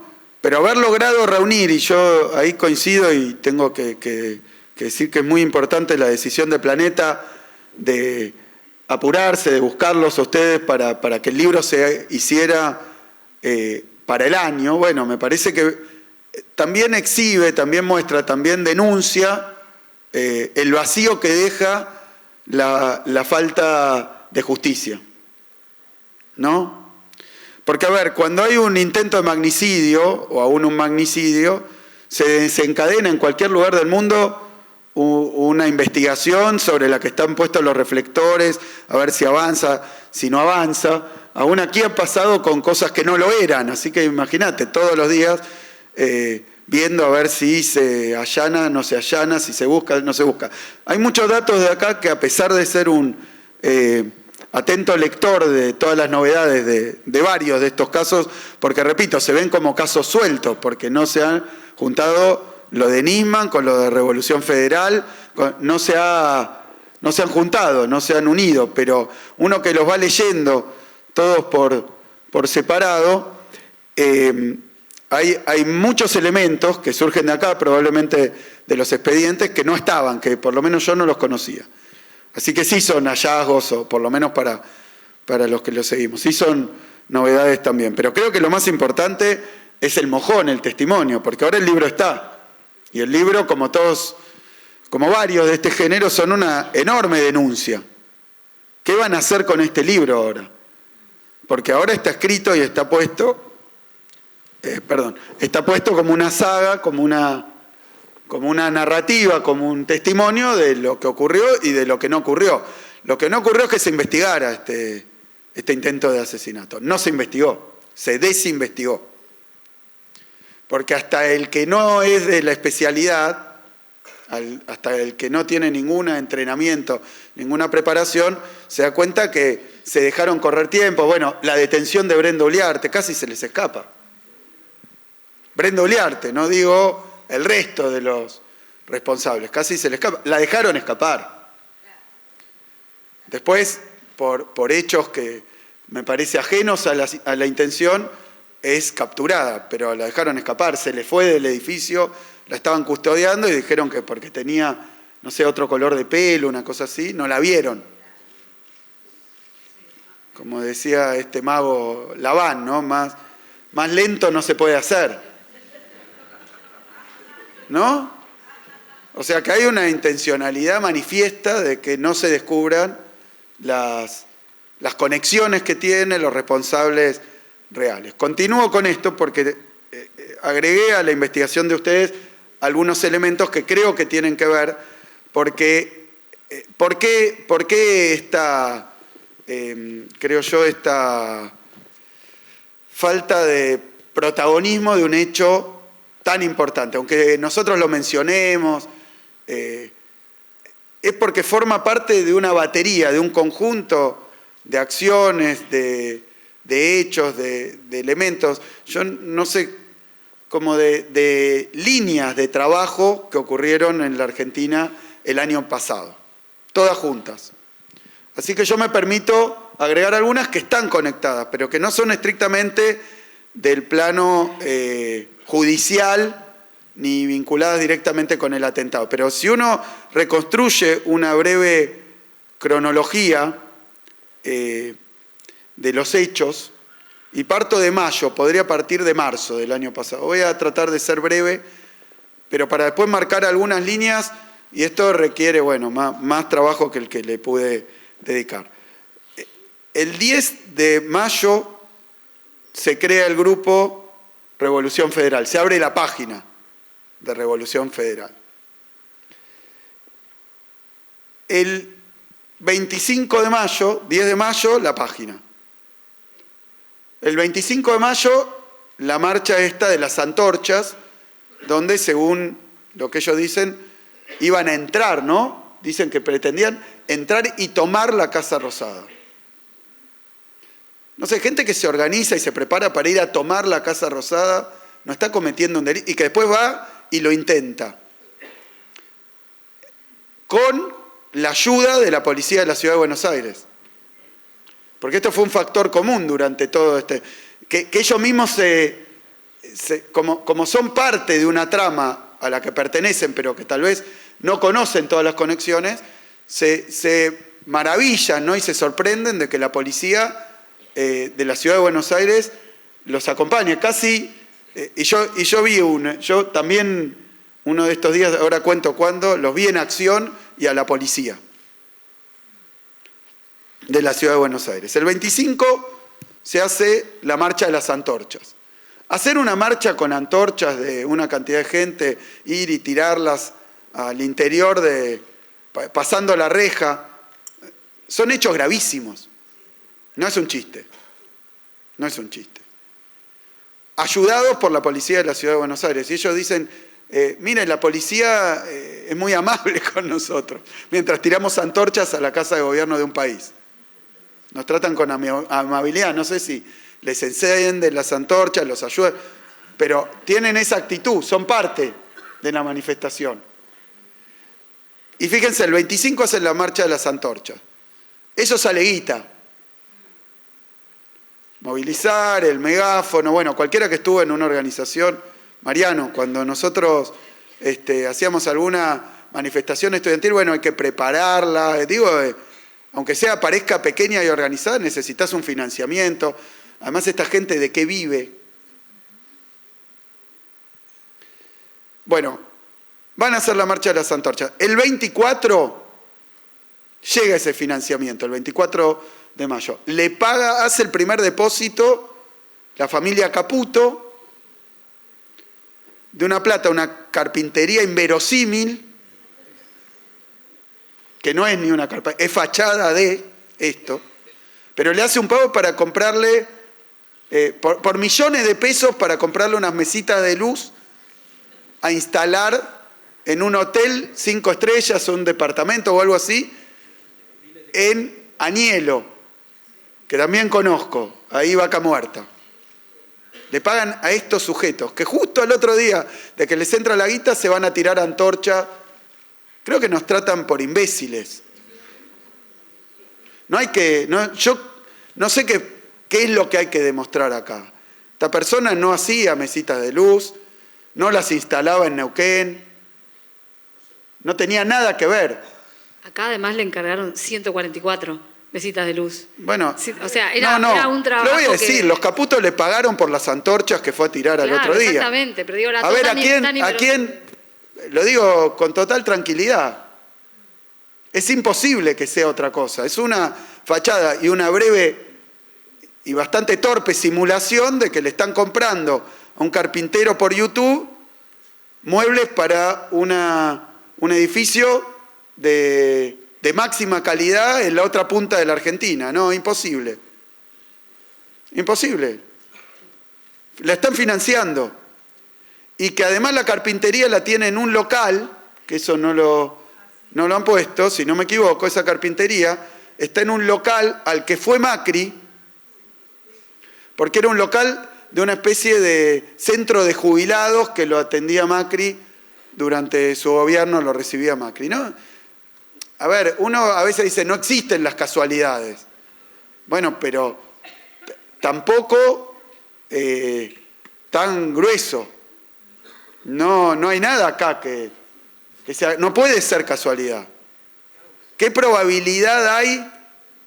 ¿Alguien la puede calcular de que el local donde iba Macri tenía una asociación de jubilados? Justo después pone una carpintería, un tipo que va a tirar antorchas a la Casa Rosada. Y después pasa por ahí y justo, la hermana de Caputo. No, y que después declara, esto también me enteré, declara el tipo que tenía que comprar la mesita de luz, en serio. Dice, un día me corrieron a mí y la pusieron a la hermana de Caputo, que justo andaba paseando por ahí, y dijo, ¿cómo esta carpintería de mierda no va a ser la mesita de luz de lujo que tengo que llevar a Nielo? ¿Cómo se me va a ocurrir? No sé si tenía cartel de carpintería ni siquiera. A ver, es una berretada inmensa la coartada que tienen para el financiamiento a este grupo. Los Caputo. Es absolutamente todo una berretada, es inverosímil, es una truchada. Y uno, bueno, y ustedes leyendo una causa y la jueza diciendo vamos a ver, pero es evidente, todo esto es evidente, es imposible no darse cuenta que estaban financiando esta organización Revolución Federal, que además después no hace las mesitas de luz. Porque el tipo no puede hacer nada con madera. Nada, no tiene... ¿Cómo? Y contrata para las mesitas de luz al proveedor de las mesitas de luz real, cobrándole una intermediación. Y se queda con la guita. ¿Y qué hace con la guita? Antorchas. A ver... y moviliza un grupo que hace la movilización de las antorchas, después construye una guillotina. Eso pasa. Por eso, cuando uno mira la secuencia de los eventos, y le voy a agregar el otro componente, en junio, esto era mayo, en junio, que esto es tal vez por mi ojo con una mirada de ex ministro de Economía, empieza a ocurrir algo bastante, en ese momento uno diría extraordinario, fuera de lo común, ¿no?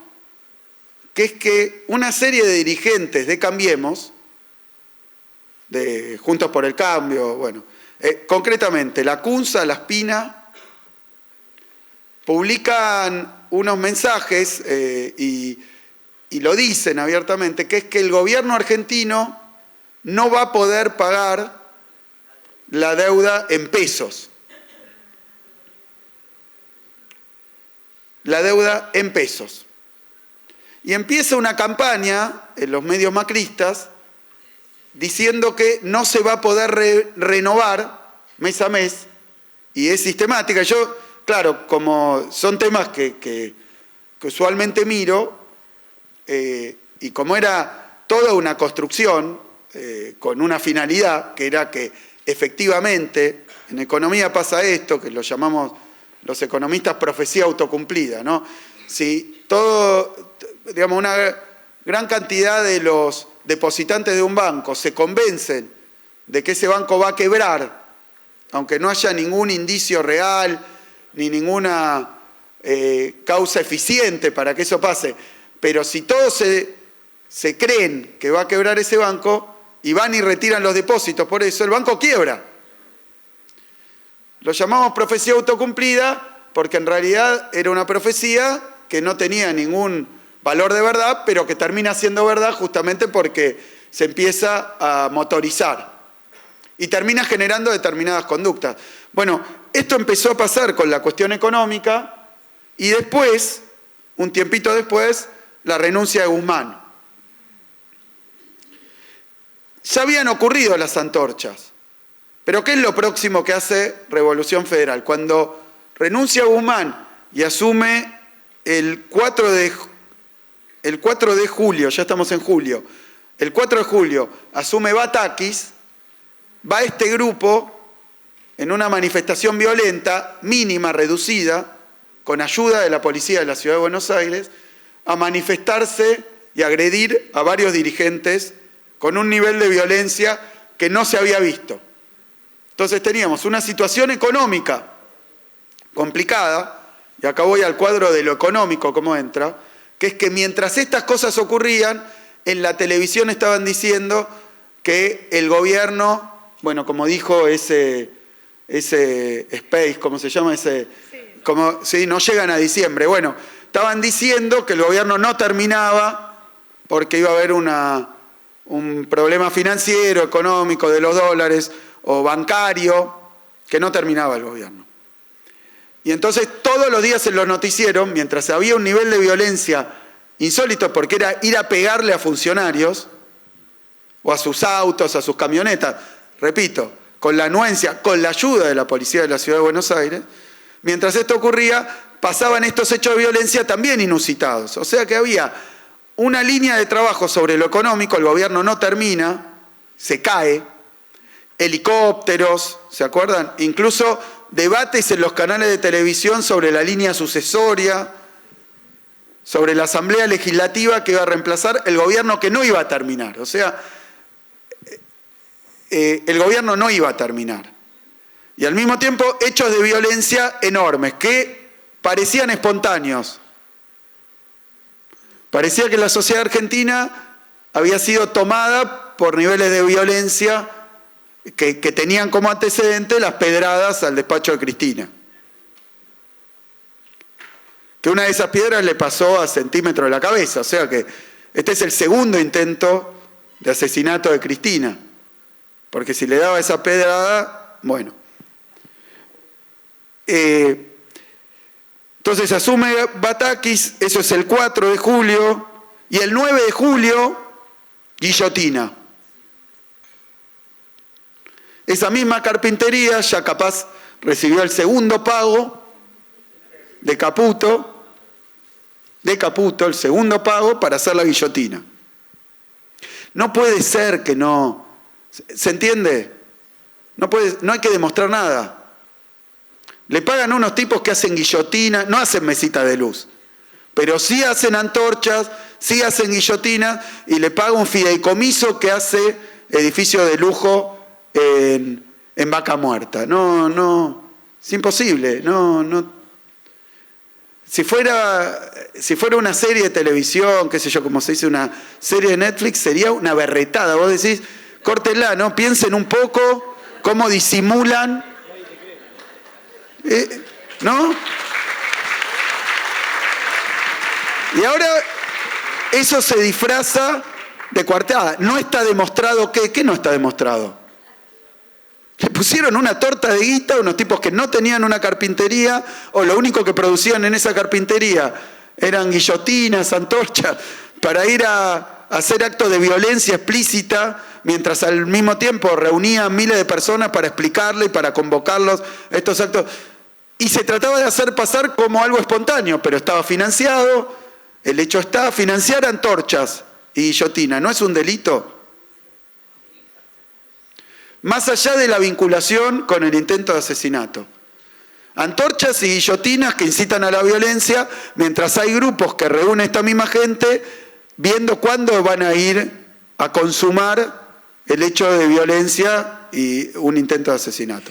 Esto pasó. Uno de los agresores de la combi de Massa en esos días es Guerra. Claro, que después terminó en relación con la vecina. Sí, también de Cristina, le pegó unas ¿no? patadas a un auto de la gobernación. Y creo que ante eso, la custodia de la gobernación busca quién fue, porque además, por eso digo, yo entraba el día que, siempre en el lugar adecuado y en el momento justo, yo estaba entrando, claro, con el auto a la Asunción de Sergio. Y estaba este grupo de unos desaforados, totalmente sacados, y que yo que le digo, creo que había algún testigo que me acompañaba a esto, les pagan para que hagan esto, porque no tenía lógica. Y la policía de la ciudad, los ayudaba. Y cuando los ayudaba, Larreta los ayudaba a que le pegaran a los autos oficiales. No es que no los detenía, estaban puestos así, deteniendo a la policía de la provincia que intentaba que no le pegaran a los autos oficiales. Es escandaloso, como lo que pasó después con las vallas. Como lo que ocurrió después con las vallas. Todo esto vivimos. Por eso, entonces sigo, guillotina, después velas en Olivos, el 14, una marcha de velas, los mismos tipos. Y todo eso retratado por la televisión como hay indignación, pero ahora a un nivel superior, donde ya quieren matar. No es una marcha de indignados, es de asesinos. Porque un tipo que va con una guillotina es una marcha de asesinos. Eso, obviamente, a ver, entonces la familia Caputo, que compró su mesita de luz en una carpintería de Boulogne, a un tipo que no tenía, tuvieron que juntar amigos, esto tampoco lo sabía, porque sacaron en ese momento el monotributo, pero no le podían pagar la fortuna que habían pedido para ir a poner las antorchas. Entonces tuvieron que buscar amigos que les prestaran el monotributo porque excedían todo límite, porque eran millones de pesos por unas mesitas que no... Es una cosa, pero es realmente... no sé, inconmensurable. Y todo esto obra en expedientes, pero los jueces que lo leen y dicen ¿qué? ¿Qué dicen después? Por eso, ¿qué debemos hacer para que no le tomen el pelo a la sociedad argentina en su conjunto? Sigo. O sea, ¿qué tenemos por ahora? Revolución Federal, que hizo lo de las antorchas, que después fue a atacar a Batakis y a varios dirigentes, que después hizo lo de las guillotinas, que después lo de las velas en Olivos, y después, el 21 de julio, van al Patria a pedir la horca para Cristina. Todo eso espontáneamente, por las suyas. Mientras tanto, una situación de inestabilidad económica fortísima. Que el clima estaba enrarecido, por decirlo menos, porque uno veía, se cae el gobierno y los quieren matar. Y las dos cosas con conexiones directas con dirigentes políticos. De espontáneo cero, Tanto es así que después de que se produce el intento de asesinato de Cristina, no hay nunca más, nada más de este calibre. O sea que se acabó las ganas, se acabó la voluntad, se acabó este grado y este nivel de violencia e indignación. Y sí que lo veíamos, Sí que lo veíamos. Lo que pasa es que, claro, uno lo denuncia. Por ejemplo, esta guerra, hay una acción judicial y lo sueltan a todos así, Y la policía los ayuda. Y luego está agosto. La hipótesis central es que nada es casualidad. El 1 de agosto empieza el alegato de Luciani. Con esta situación económica, estos niveles de violencia en la calle, y empieza el alegato de Luciani. Y se junta todo. Donde obviamente se condensa todo sobre la figura de Cristina, que es la que después sufre el atentado que conocemos. El 3 de agosto, el 1, empieza el alegato de Luciani. El 3 de agosto asume Massa como ministro de Economía. La tele no va a durar, es un desastre, se van a ir, corren, se cae el gobierno, analistas un poco más sofisticados, la economía no da más, explota. Asume Massa y van estos mismos, se dirigen ahí a patear algo que es un delito de destrucción no de propiedad nuestra, son autos oficiales, son autos del Estado, no se puede patear autos, no se puede hacer eso, es un delito y bueno, y sigue así.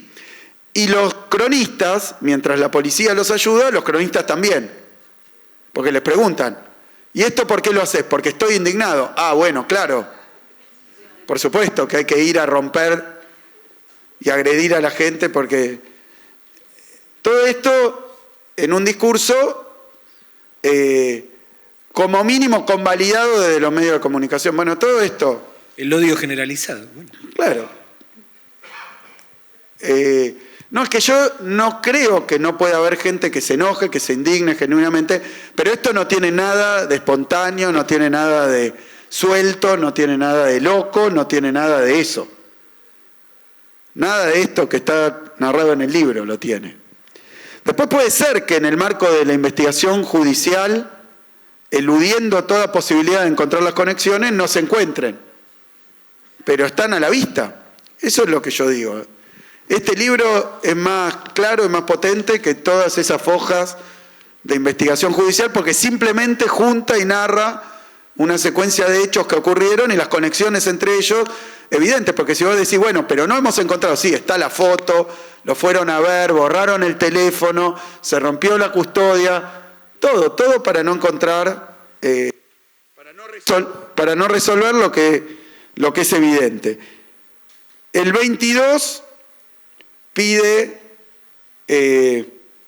Luciani la condena, que son 12 años, uno por cada año de gobierno, en un alegato que yo escuché bastante de ese alegato, un alegato que era un guión televisivo, que leía, que estaba escrito y preparado, que estaba seguido en cadena nacional, mientras violencia, economía que se cae, ¿no? Y todo con un acompañamiento profuso y deliberado de determinados sectores políticos, porque es así, porque es lo que pasó.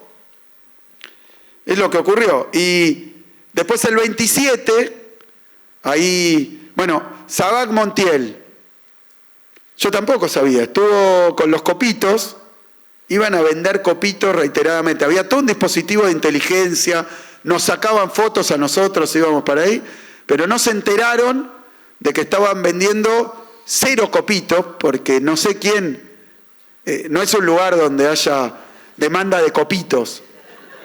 No hay.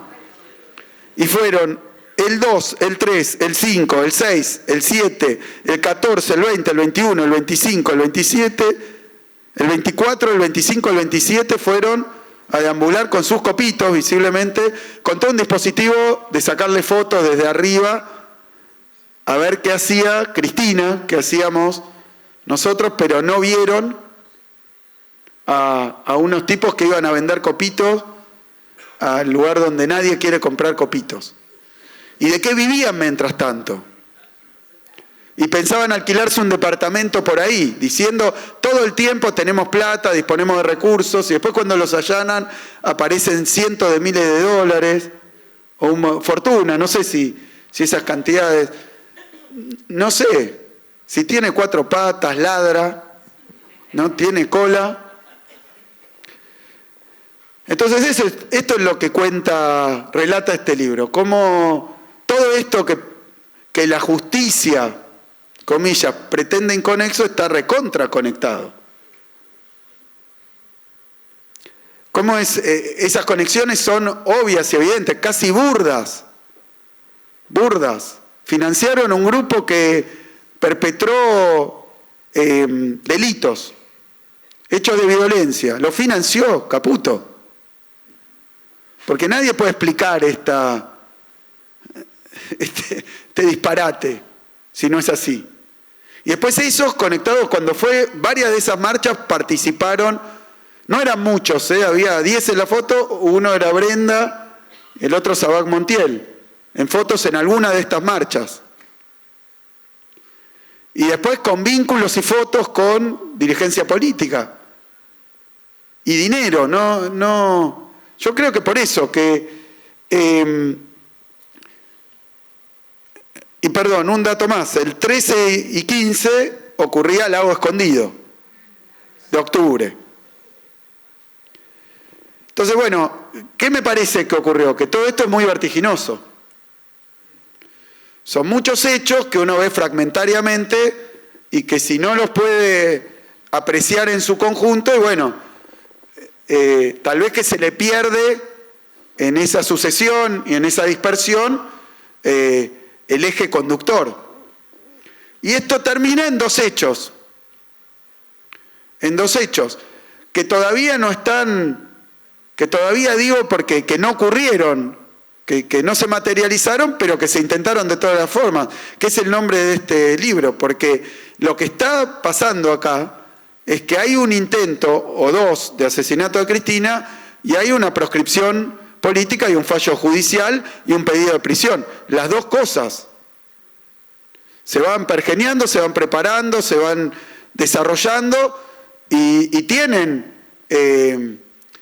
carnadura en actores de la política, de los medios de comunicación, de los sectores judiciales. No es que, por eso, acá no es un, no sé, magnicidio, no sé, el que mató a Lennon, ¿no? Pero no es eso. Por más que no conozco los pormenores, pero no es eso. Están todos estos antecedentes, están todos estos trabajos preparatorios necesarios para que Sabac vaya y dispare. Sin estos elementos, todos los que se van contando acá, no hubiera pasado eso. Fíjense, el día de las vallas. El día de las vallas la fueron a matar a Cristina, fue Sabac a matar. O sea, que ponían las vallas y la fueron a matar. Claro, uno dice, no quiero decir con esto que... Pero cuando hay dos... Cualquiera que se haya dedicado a pensar en causalidad desde el punto de vista científico, ¿no? O desde el punto de vista narrativo, desde el punto de vista periodístico. Y bueno, hay condiciones de necesidad y de posibilidad que son determinantes de que un hecho ocurra. Y bueno, acá están. Entonces, a mí me parece que este libro es un nuevo punto de partida. Obviamente, podría no haberse escrito. Y entonces, en la vorágine de los hechos, porque ahora tenemos un objetivo, estamos acá reunidos, obviamente le asigno muchísima importancia a esta presentación, pero tenemos el domingo la necesidad de terminar con todo esto, de terminar con una justicia cómplice, de terminar con la violencia política, de terminar con los discursos de odio, de terminar con el financiamiento de estas actividades, de terminar con unos grupos que llevan adelante hechos delictivos a plena luz del día y que no son castigados, ni son perseguidos, que son acompañados. Bueno, y eso, el peronismo, históricamente, que esto se puede ver como una limitación o una debilidad, pero históricamente lo hace respetando la Constitución, las leyes, y lo hace en las urnas, que eso es lo que nos disponemos a hacer.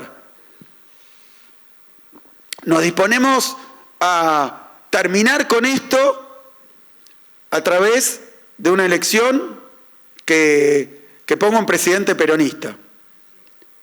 Así que si queremos que esto no quede solo en el libro y en esta sucesión de hechos, la verdad que lo que hay que hacer es de acá, desde que nos vayamos hasta el domingo, conseguir votos para que Sergio Massa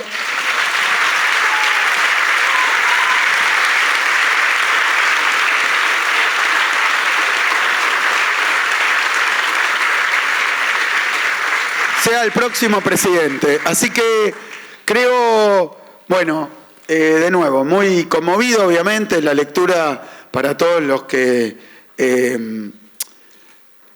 tenemos un vínculo con Cristina, y no digo el vínculo particular que cada uno tiene, sino ese vínculo de amor.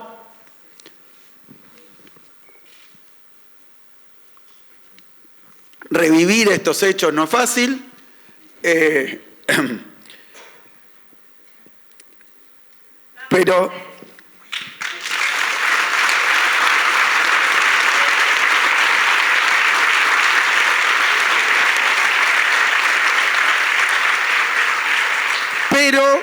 Pero a pesar de la dificultad, es de lectura obligada, porque creo que el más atento de los lectores y de los que están atentos, ¿no? De los que estamos siguiendo estas cuestiones, no tienen un relato como este. Así que es un enorme aporte, creo yo, a la historia, que gana por haber sido contemporáneo también, porque está escrito al calor de los acontecimientos, que tiene final abierto, es un libro con final abierto. ¿El final cuál tiene que ser? Que todos los responsables sean castigados.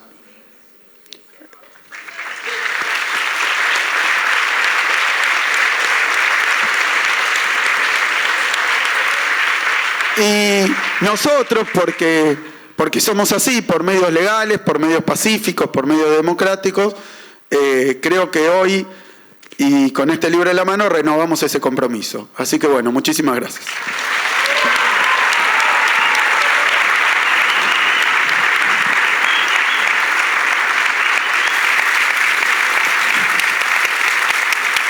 Gracias, muchas gracias, Axel.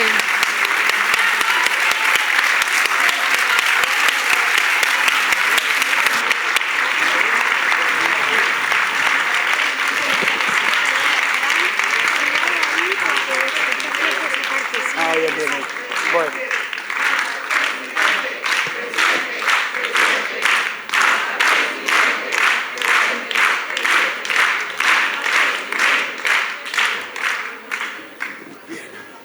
Muchas gracias a todos y a todas.